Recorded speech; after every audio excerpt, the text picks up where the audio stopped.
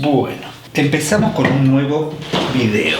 ¿Escucharon hablar alguna vez sobre el familiar, o más conocido también como el perro familiar? Bueno, esta es una leyenda del noroeste argentino, más precisamente de la provincia de Tucumán, donde se dice que anda un animal con forma de perro que suele andar por los campos y por los pueblos haciendo desaparecer personas. Terrible. Pero para serles sincero, yo iba a hacer un video sobre las leyendas tucumanas en general. Pero cuando empecé a averiguar sobre la historia del familiar, me di cuenta que tiene un trasfondo bastante interesante. Principalmente porque tiene que ver con un contexto histórico clave, en el cual se dice que esta leyenda se usó como para justificar muchísimas desapariciones. Pero bueno, no voy a adelantar nada. Para conocer mejor la historia del familiar, cómo fue que surgió y las dudas que generan hoy en día, tenemos que ir al inicio.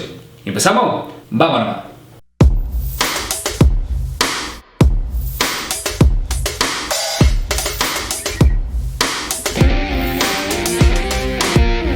Bueno, para el año 1876 se produjo lo que es el auge de la industria azucarera por la extensión del ferrocarril, que llegó desde Buenos Aires a Tucumán. Y con ese tren que llegó a Tucumán también llegó Clodomiro Hilleret. Seguramente este apellido lo conocen porque aparece en los edulcorantes. Que era un francés que vino a Argentina a buscar una mejor vida, como casi toda la gente que vino en ese momento, y emprendió lo que es la construcción de un ingenio gigante. Un ingenio es una fábrica de azúcar. Y lo llamó Ingenio Azucarero Santa Ana, muy conocido. Empezó tranqui y al poco tiempo ya contaba con casi 30.000 hectáreas, siendo el ingenio más grande de toda Latinoamérica. Terrible. Y producía 8.000 toneladas de azúcar y casi 2 millones de litros de alcohol al año. Un montonazo. Con los años, el ingenio empezó a crecer cada vez más, a tal punto que ya para el siglo XX contaba con luz eléctrica, 50 kilómetros de vía férrea, una central de teléfonos y 10 escuelas primarias para los hijos de los empleados. Pero no era el único ingenio que crecía en ese momento. En ese contexto, los ingenios producían una gran cantidad de plata en un periodo de tiempo muy corto, o sea que se llenaban de guita. Y acá es cuando surge la leyenda del familiar. Según la creencia popular, se comenta que los dueños de estos lugares hacían un pacto con el diablo para que el negocio prosperara. Entonces por eso es que aparece el familiar, o llamado también como el perro familiar. El familiar era el perro del diablo, o también el diablo mismo podría ser. Su imagen más difundida es la de un perro negro con los ojos rojos. Incluso se llegó a decir que suele largar por la boca fuego y por los ojos también. A veces también suele aparecer sin cabeza, tiene uñas largas y a veces también unos dientes increíbles, ideales para matar a alguien, para comerse a alguien. También se dice que puede aparecer en forma de otros animales, incluso también de personas, pero normalmente siempre aparece como un perro. Y bueno, el familiar es llamado así por el lazo de sangre que tiene el patrón con el mismísimo diablo. Bueno, la pregunta es: ¿qué le daba el patrón a cambio de la prosperidad del negocio?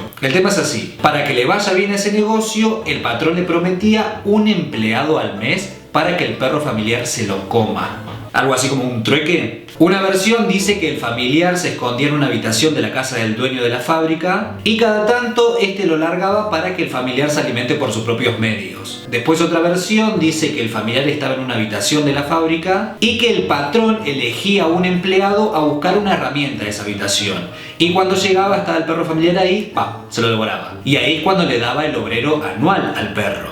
Es un montón. También solía pasar que algún empleado del ingenio moría en un accidente de trabajo, por ejemplo que caiga a la caldera o a la cinta trituradora del trapiche. O sea, esto era común que pase, pero el tema es que justificaban que el perro familiar se había cobrado esa vida por el pacto que había hecho con el dueño. Si en un año moría más de un obrero, eso quería decir que el perro estaba hambriento, por ende a ese ingenio ese año le iba a ir muchísimo mejor. Y bueno, estas muertes inexplicables empezaron a tener como esa justificación del perro familiar entre los empleados, los vecinos y toda la gente de los alrededores. Esto sumado a que las empresas no dejaban de ganar muchísima plata, pero ojo, había un temita acá, como una letra chica en el contrato, que si el patrón moría y no le pasaba el conocimiento a otro, o sea, contarle cómo fue el trato, el perro familiar moriría de hambre y por ende la familia iba a quedar maldita y que el negocio venga para abajo. Después otra cosa del perro familiar es que si un empleado se encontraba con este animal, era muy difícil matarlo. No lo podía agarrar con el cuchillito, con el facón y pum,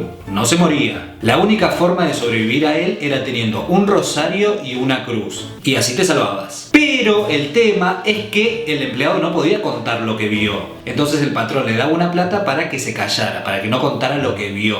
Raro. Y bueno, este mito se empezó a propagar por otros lugares, como por ejemplo Jujuy, Salta y demás. Y cada ingenio tenía su propio familiar. Y bueno, esta leyenda cobró fuerza hasta mediados del siglo XX y se mantuvo. Incluso hoy en día mucha gente dice haberlo visto, que lo persiguió, entre tantas cosas más. Y es por eso que se dice también que estos perros que andan sueltos hoy en día fueron los que quedaron sueltos cuando cerraron algún ingenio. Y hay que estar atentos cuando los perros en las casas empiezan a aullar o cuando empiezan a escuchar ruido de cadenas, ahí tenés que correr. Pero hay un detalle importante también. El perro familiar no solía atacar a todos por igual. Tenía como una persona ideal, por así decirlo. Tenía como una especie de favoritismo hacia los empleados que tenían algunas ideas políticas diferentes al jefe, al patrón. Esto empezó a servir como ejemplo para los otros empleados para que no tengan ideas políticas diferentes al patrón o incluso que no tengan ideas políticas directamente. Y acá es donde entra la segunda parte que tiene que ver con qué dicen los historiadores en cuanto a esto. Hay historiadores como Eduardo Rosenwein y Kristen Malke que tienen una mirada diferente en cuanto al familiar. Para eso lo tengo que poner en contexto. La economía azucarera era uno de los fenómenos más importantes de la era moderna. Entre los siglos XVI y XVIII, principalmente en Europa, el azúcar se transformó en un elemento muy importante en la alimentación. Se le decía el oro blanco. A causa de la gran producción de azúcar se necesitaba incontables manos, sobre todo mano de obra barata. Y acá en Argentina pasaba igual. Los trabajadores eran sometidos a jornadas larguísimas, con salarios miserables, sufrían explotación, con los capataces que estaban atrás con látigos, exigiendo mayor y mayor producción. Con estos terribles métodos de explotación y sumado al miedo que tenían los jefes a que los empleados se organicen y hagan una revuelta exigiendo derechos, lo cual era lógico, es cuando nace el mito. Imagínense, habían 2000 peones con machetes a cargo de 30 capataces, que solían estar con armas y con perros. O sea que si los 2000 se revolucionaban, los hacían mierda al toque. Entonces querían evitar esa situación.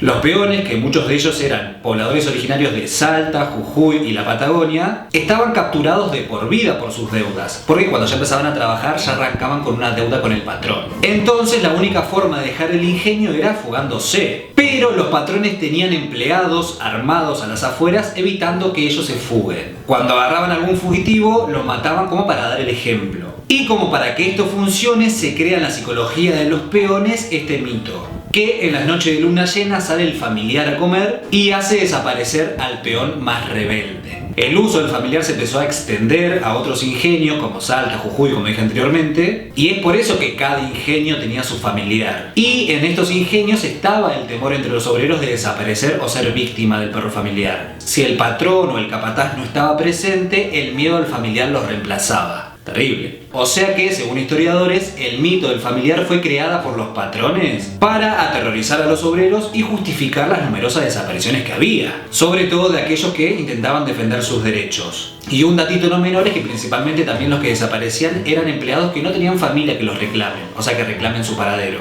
Eso era común. Entonces la figura del perro familiar empezó a reemplazar la responsabilidad de los patrones ante actos de violencia o desaparición. Este mito se mantuvo hasta la década del 40, hasta que los empleados empezaron a estar sindicalizados. Por ende, el mito que buscaba cohibir la organización de los obreros empezaba a perder peso. Pero para la década del 60 y el 70 el familiar cobra peso nuevamente. Justamente estas fueron décadas oscuras. Por ejemplo, en el año 66 Onganía decretó el cierre de 11 ingenios en Tucumán, provocando muchísimas manifestaciones en cuanto a esto. Y se solía justificar que estos cierres se debían a que los patrones o dueños de las empresas no habían cumplido con el pacto con el familiar, por ende la fortuna, la prosperidad de estas empresas cayeron y por eso cerraron. Después, en la dictadura del 76, hubo muchísimas desapariciones en los cañaverales y solían justificar que estas desapariciones eran a causa del familiar. ¿Cómo que utilizaban este mito? Se dice que el mismo patrón mandaba a sus propios guardias como para matar a estos empleados rebeldes y después transportar ese miedo a los otros empleados para que estos hagan el trabajo a la perfección sin ningún tipo de levantamiento. Pero ya como que la gente se daba cuenta. Esto explica muchos hechos que pasaron, por ejemplo, en Tucumán, en Salta, en Jujuy, donde desaparecía gente y nunca más se sabía de ellos. Por ejemplo, pasó un episodio muy importante que es la noche del apagón en Jujuy, que lo cuento resumidamente. Bueno, entre la semana del 20 y el 27 de julio del año 1976, en la localidad de Libertador General San Martín, más conocida como Ledesma, y en Calilegua, las dos en Jujuy, se produjo en toda esa semana cortes de luz. Y policías, gendarmes y militares entraron a las casas saqueándolas